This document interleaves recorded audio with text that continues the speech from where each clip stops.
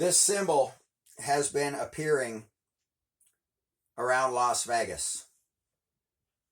Now, if you look at it, it looks like there's a pyramid, another pyramid, a band across, and a spear through it.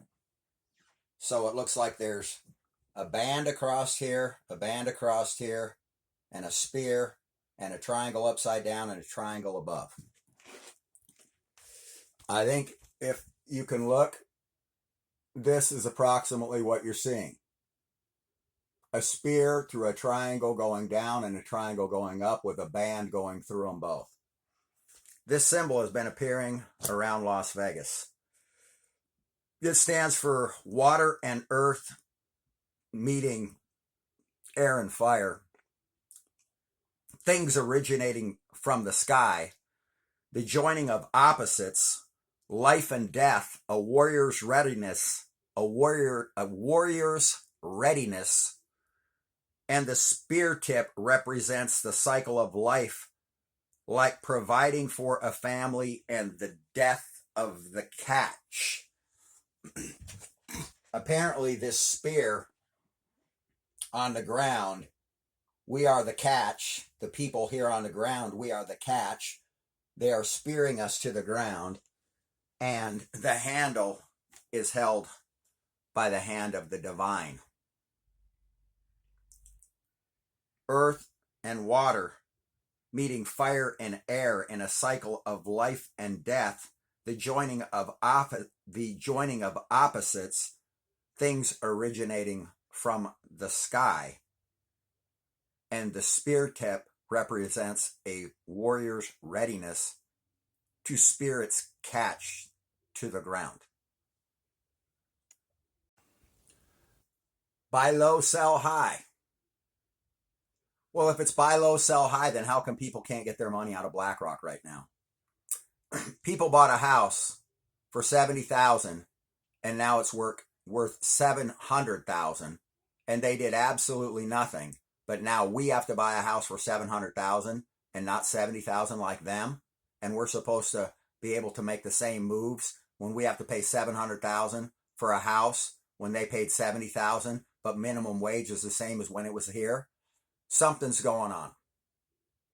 When I told people to start buying crackers, they were 99 cents. Now they're $4. Anyone explain how that's 3%?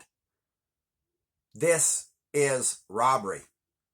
When I told everybody to start buying crackers, they were 99 cents. Now go look, they're $3 to $4.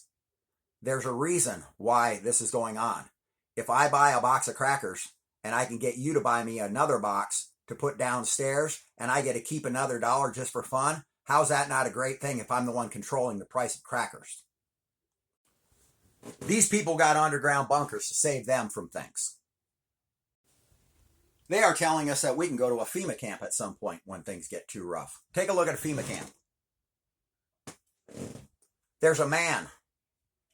His videos are on my favorites right now, about 10 down, telling you how in 1938, 6 million people were starving to death in Europe, and nobody knew how to feed them. This was long before Hitler. Okay? Not long before, but there was no concentration camps. There was no concentration camps. So a bunch of people were starving to death in this area, and everybody was hungry and needed food, and this hunger crisis was creating a big problem. And I want to show you, there's a FEMA camp. There's a concentration camp. Look at the trailer. Look at the trailers.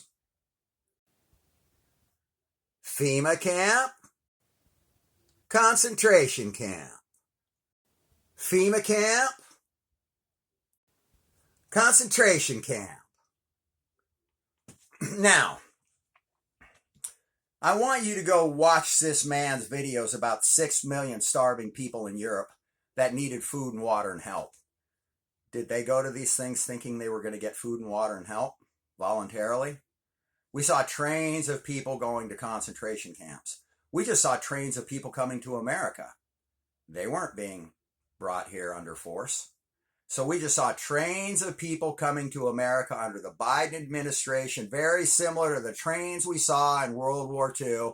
And we were told that these people were being sent there as POWs, prisoners of war. How do we know they didn't go in there voluntarily thinking they were going to get food and water? Concentration camp, FEMA camp. So if somebody is in this particular unit right here,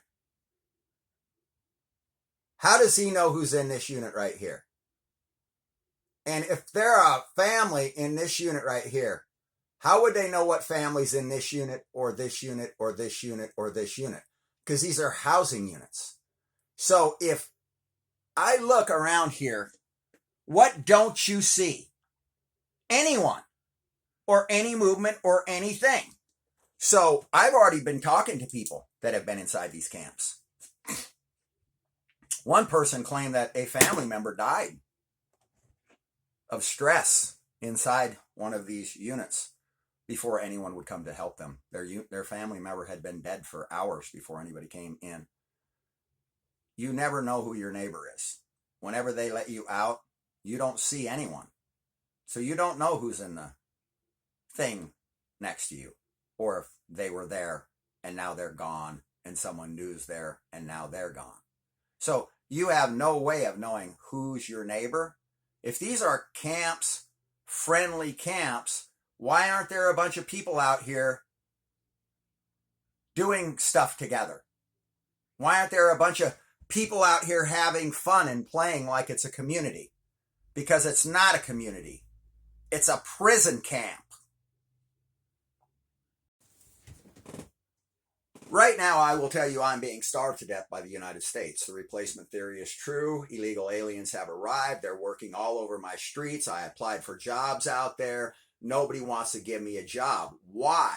Well, because now hedge corporations and all these other corporations are buying out all the small construction companies and hiring illegal aliens, and they're taking all the projects. They're paying minimum and getting max money. They're taking everybody out of every trade. They're taking everybody out. They're going to starve us to death like they did the people in Europe until we're all starving to death, until we wantingly and willingly go in these 800 camps because there's none of our money left, because they're taking it all out of our bank accounts and using all of these systems to get our money, like charging us $4 for a $1 box of crackers.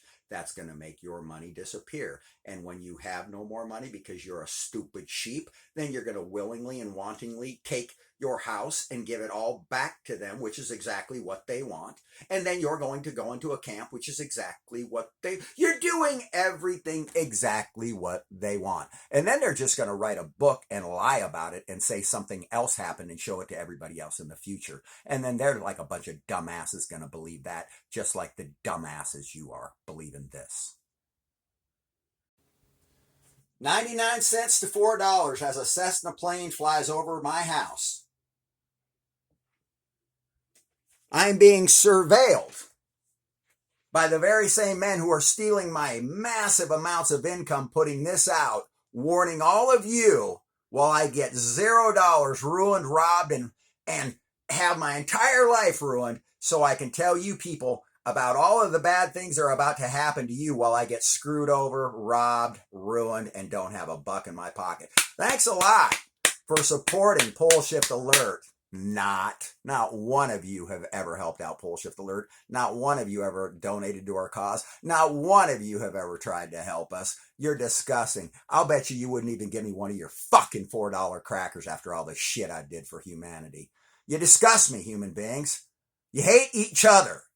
You will allow men to rob you, ruin you, while you fucking sit there and talk shit about people on the fucking streets while they're being swept away and taken away and never being seen again? Well, guess what? You're next, motherfuckers.